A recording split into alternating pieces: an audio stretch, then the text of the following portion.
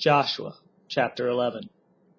When Jabin, king of Hazor, heard of this, he sent to Jobab, king of Madon, and to the king of Shimron, and to the king of Ashaph, and to the kings who were in the northern hill country, and in the Arabah, south of Chinneroth, and in the lowland, and in Nephath Dor on the west, to the Canaanites in the east and the west, the Amorites, the Hittites, the Perizzites, and the Jebusites in the hill country, and the Hivites under Hermon, in the land of Mizpah.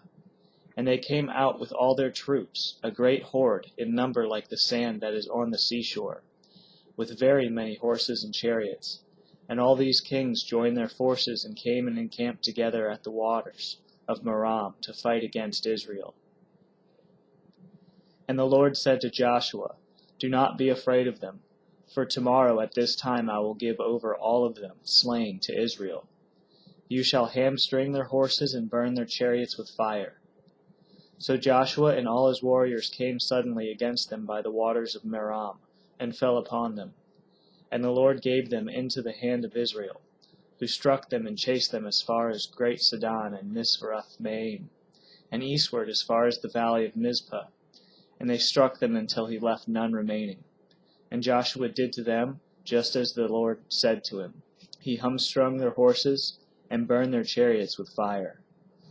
And Joshua turned back at that time, and captured Hazor, and struck its king with the sword. For Hazor formerly was the head of all those kingdoms. And they struck with the sword all who were in it, devoting them to destruction. There was none left that breathed. And he burned Hazor with fire, and all the cities of those kings, and all their kings Joshua captured, and struck them with the edge of the sword, devoting them to destruction, just as Moses the servant of the Lord had commanded. But none of the cities that stood on mounds did Israel burn, except Hazor alone, that Joshua burned. And all the spoil of these cities and the livestock the people of Israel took for their plunder. But every person they struck with the edge of the sword until they had destroyed them, and they did not leave any who breathed. Just as the Lord had commanded Moses his servant, so Moses commanded Joshua, and so Joshua did. He left nothing undone of all that the Lord had commanded Moses. So Joshua took all that land, the hill country, and all the Negeb, and all the land of Goshen, and the lowland, and the Arabah, and the hill country of Israel and its lowland from Mount Halak, which rises toward Seir, as far as Baal-Gad in the valley of Lebanon, below Mount Hermon. And he captured all their kings and struck them and put them to death. Joshua made war a long time with all those kings. There was not a city that made peace with the people of Israel except the Hivites, the inhabitants of Gibeon.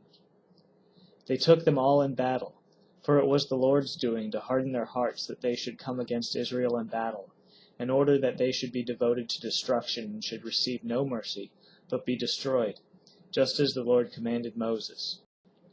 And Joshua came at that time and cut off the Anakim from the hill country, from Hebron, from Debir, from Anab, and from all the hill country of Judah, and from all the hill country of Israel. Joshua devoted them to destruction with their cities.